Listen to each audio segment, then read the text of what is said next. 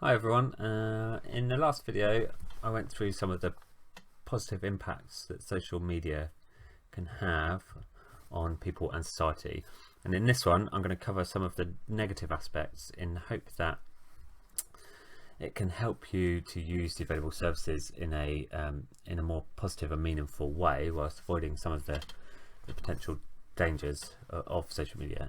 Now, this is by no means an exhaustive list of the negatives of using social media, and I haven't put it in any particular order, but hopefully it will help. Now, did you know that 10 million new photos are uploaded every hour to Facebook alone? Now, this is providing an almost endless potential for young people to be drawn into appearance-based comparisons whilst online. There's huge pressures to fit in and to conform, which is becoming a driving force for young people to replicate what they see from friends, from celebrities, and even sponsored adverts that we're seeing all over these platforms.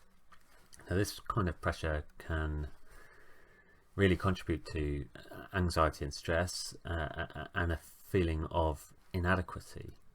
Now, it's important to remember that no one is really entirely the same as how they portray themselves online. Now, most people will tend to show only the better parts of themselves, and lots of photo apps include all kinds of filters that make us look prettier, or and there's video editing tools that people help to make themselves look better in some ways, and all of these things can be done now on modern technology with very little effort. Now, this isn't new, and it's not specific necessarily to social media.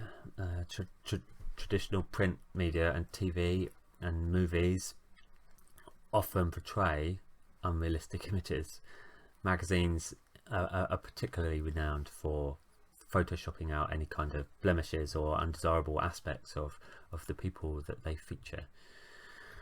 It's worth remembering that what people upload and share may make it look like life's always sunshines and rainbows, and that's not necessarily a window into their real lives. Not everyone's quite as perfect as they'd like everyone to believe.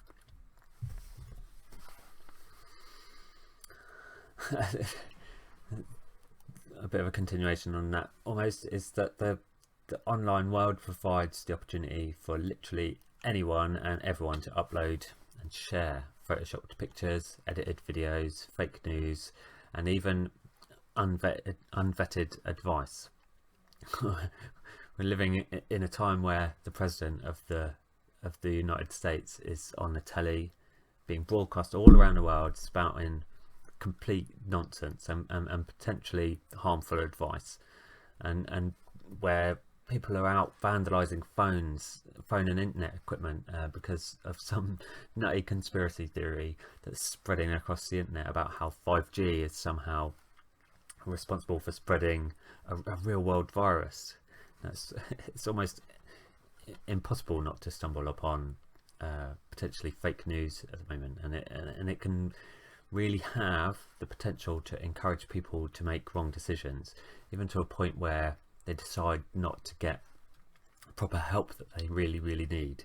So it's important to try to differentiate between what's true and useful information and what is fake, and be mindful that not everything online, or not everything on the telly, not everything in printed newspapers, not all of it is true, and not all of the advice that you come across in those places is completely accurate.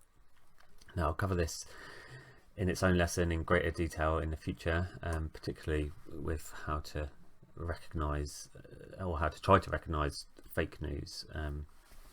But yeah, just be mindful that it's not all true. Okay, social media addiction is thought to affect around 5% of teenagers.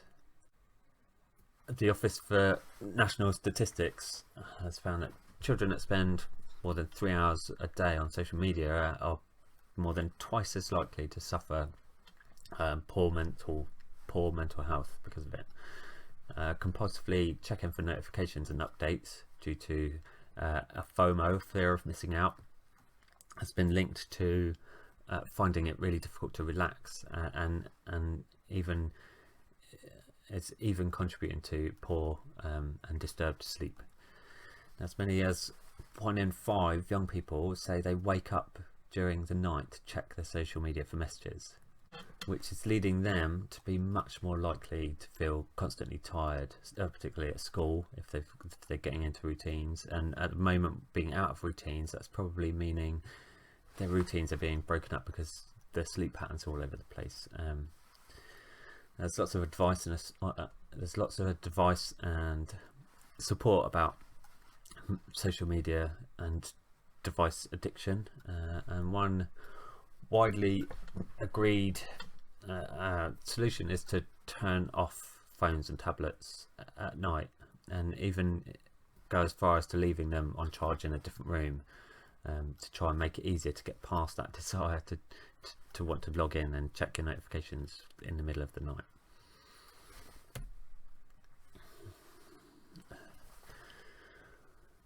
Now, one recent large-scale UK study showed that cyberbullying is one of the biggest challenges for young people, and it's thought to be one of the biggest contributors to poor well-being and mental health in young people.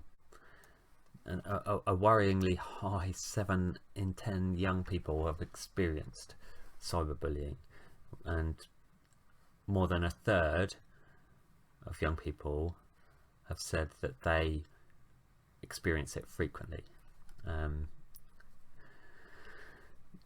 That's huge numbers, and if you're being bullied, or if you know that someone else is being bullied online or offline anyway, it's really important that you tell someone, find a friend or a trusted adult or a teacher, and let them know what you're going through so they can support you in finding help that you need.